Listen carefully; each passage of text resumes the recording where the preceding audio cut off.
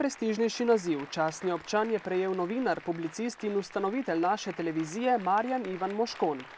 To je pravzaprav eno priznanje, ki potrjuje to, da se je splačalo potruditi za Novo mesto, končno tudi za televizijo, vaš kanal. In skratka, vse, kar sem delal, me je veselilo. In vedno je delil ali pa prenašal svoje znanje in izkušnje na mlajše rodove. In tak človek si prav gotovo zasluži najvišje priznanje častnega občana Mestne občine Novo mesto. Nagrade Mestne občine Novo mesto so prejeli oče rokotočca Franci Kek, kolesarski as Gorazd Štangelj in šolnik Jože Zupančič.